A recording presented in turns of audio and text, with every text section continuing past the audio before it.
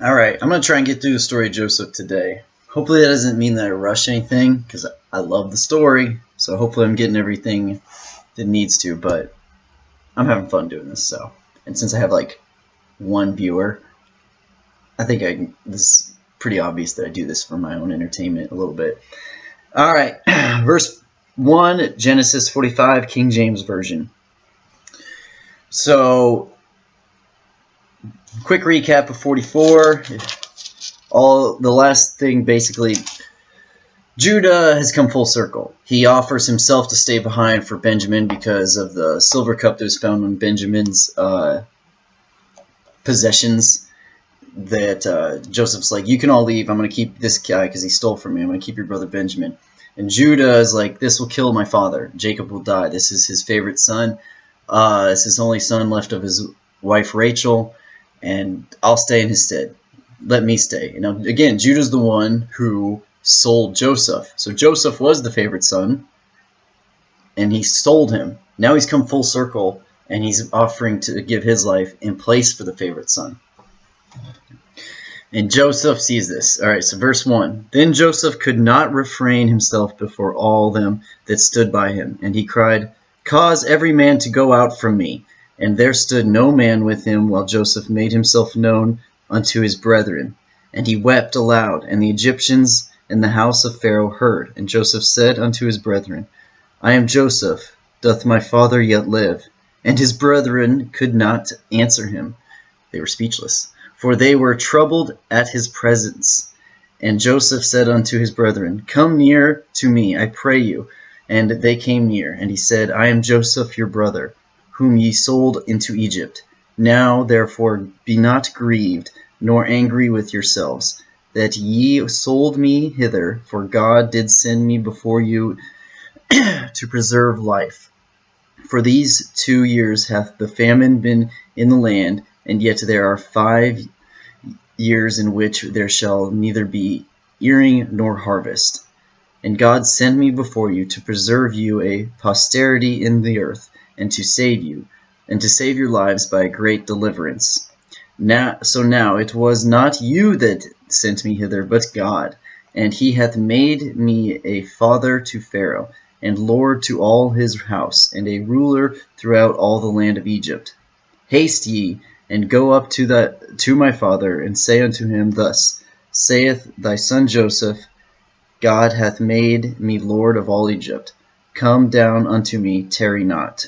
And thou shalt dwell in the land of Goshen, and thou shalt be near unto me, and thou and thy children and thy children's children, and thy flocks and thy herds, and all that thou hast. All right. So he's overcome with emotion. He sees his brother Judah offer to sacrifice himself for his brother Benjamin, and he's overcome. Finally, he's like, it's me, guys, it's me. And they first off, they're speechless. Some of them probably can't believe it. Some of them are just in shock. They thought some of them actually did think he was dead, or weren't quite sure as far as I interpreted the story. But for the most part, they just can't believe it. And also, they're probably a little bit scared because they were the ones who treated him thusly. So he reassures them. He tells them to come near. I also find it funny that all the Egyptians, he sends them out, but they all hear him crying out loud and in there, and it makes mention that they hear them. Now remember, the Egyptians, a lot of them don't, none of them really like the Hebrews. A lot of them don't necessarily like Joseph. Even though he's doing this, I've already explained a lot of the reasons why he's planted seeds for them not liking the Hebrews too much. So they hear that, it makes mention that they hear this. And then he explains to his brothers,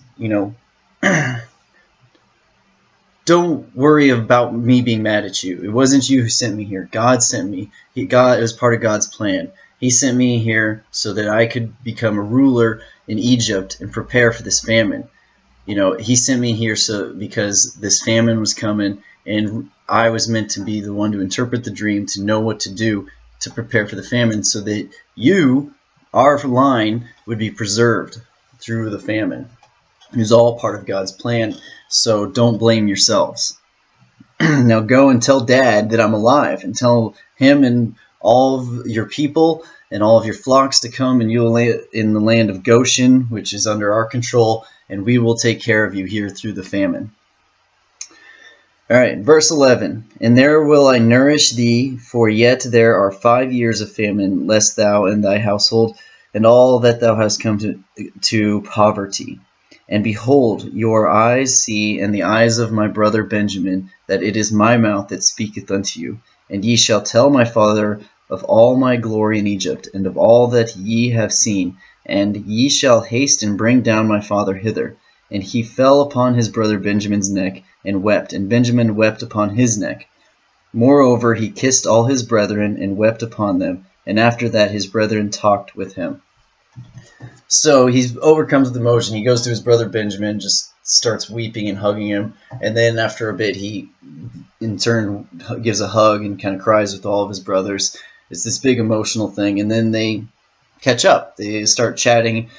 And basically he's like, go get dad, bring everything you have, and we will take care of you, because this famine's going to last for 5 more years, and you need to be close to the grain. You can't just keep coming back to buy it. So come, bring everything you have, and we'll take care of you, because I'm the ruler of Egypt. I'm Pharaoh's guy. All right, verse 16. And the fame thereof was heard in Pharaoh's house. Fame. Let's see what this one says. And the news. Okay. Saying, Joseph's brethren are come, and it pleased Pharaoh well and his servants. And Pharaoh said unto Joseph, Say unto thy brethren, this do ye, lade your beasts, and go set ye up unto the land of Canaan, and take your father and your households, and come unto me, and I will give you the good of the land of Egypt, and ye shall eat the fat of the land. Now thou art commanded, this do ye, take you wagons out of the land of Egypt, for your little ones, and for your wives, and bring your father, and come. Also regard not your stuff, for the good of all the land of Egypt is yours. And the children of Israel did so, and Joseph gave them wagons according to the commandments of Pharaoh, and gave them provisions for the way. To all of them he gave each man changes of remnant, but to Benjamin he gave 300 pieces of silver and 5 changes of remnant. And to his father he sent after this manner 10 asses laden with the good things of Egypt, and 10 she-asses laden with corn and bread, and meat for his father by the way. So he went his brethren away, and they departed. And he said unto them, See that ye fall not out by the way. Basically have a safe journey. So Pharaoh is thrilled. Again, Pharaoh loves Joseph. Joseph interpreted his dream, saw what was coming, prepared them for this famine, and is making him money off the famine. And Joseph is a good guy. He's an honest and guy of integrity and respect and hardworking diligence. And the Pharaoh sees that he's blessed by God, even though Pharaoh doesn't really have, how do I say, he has a sort of reverence for the God of Jacob, obviously, but again, he sees himself as sort of a God too. So he sees it as a mutual respect, Pharaoh does. And again, Pharaoh isn't necessarily a bad guy, but he's not a follower of God. He kind of views himself as his own, as a god himself, and he's kind of just on the same plane above the rest of the people. But one of his favorite people is Joseph, who's done all these great things for Pharaoh. So he's just thrilled. It is his friend. Joseph is his friend, and he's happy for Joseph to have his brothers back in his life, and he wants him to bring his father. He's like, look at all this great stuff you've done for me. Joseph, this is wonderful news. I'm so happy for you. Get him over here. Bring him in. All right, we'll take care of him. All the things that you've done for me and for Egypt, we owe you this much. And Pharaoh and his officials are thrilled too, because they all like him. Now again, that doesn't mean all of Egypt likes Joseph, but Pharaoh likes him, and Pharaoh's officials like him, so therefore everyone kind of has to play ball along with it. So Pharaoh's thrilled. It's like, you deserve this. You don't ask for anything, and all you've done for me and for Egypt, you deserve this. So I'm thrilled. Go and get your dad, and here's a bunch of gifts for him, actually, because you're my #1 guy. You're my best friend or whatever, and you're my advisor. You're doing a good job. All right, verse 25. And they went up out of Egypt, and came into the land of Canaan, unto Jacob their father, and told him, saying, Joseph is yet alive, and he is governor over all the land of Egypt. And Jacob's heart fainted, for he believed them not. And they told him all the words of Joseph which he had said unto them. And when he saw the wagons which Joseph had sent to carry him, the spirit of Jacob their father revived. And Israel said, It is enough. Joseph my son is yet alive. I will go and see him before I die. Think about the thrill. You know, his favorite son he thought was dead for years. This is, I think, 11 years, 13 years. I don't know how long exactly it is, because it was like 11 years he worked for Potiphar. So I can't remember, I'm not sure, but it's about 2 decades. Let's say it's like 2 decades. He thinks that Joseph's dead, and now he finds out he's alive and he's ruler in Egypt, and he was put there by God so that God could provide provisions for them through these years of famine, which Joseph was able to interpret that would happen through a dream. Jacob is ecstatic. His son's alive, and God had it all in a plan so that he would preserve Jacob's line, just like God promised he would do from the beginning, all part of God's providence. His trust in God pays off, and his son is still alive. What a joyous day. My goodness. And he's rich now, and he's going to be taken care of through the famine. This was amazing because he never lost his faith in God. He never abandoned his trust in God. He lost a lot of his jolly spirit, but he never lost his trust in God. And it says his spirit was revived. This means his joyous nature, Jacob's joyous nature, is back. Remember, after Joseph died, he lost a lot of that. He still believed in God, still trusted in God, but he lost a lot of his joyful spirit. Now it's back. It's revived. He's thrilled again. You know, something has reignited his youth, his spark, his lust for life again. And he wants to go see his son before he dies. What a beautiful thing. I mean, I know it's tragic to think that, you know, he missed all those years with his son, but God had a plan. And God's plan was to save Jacob's line through Joseph becoming ruler in Egypt. So this all had to happen. And now Jacob sees that this was all part of God's plan, that he and his son being taken from him was part of God's plan. And now his son is returned to him. Oh, happy day. Oh, happy day. They must have been thrilled.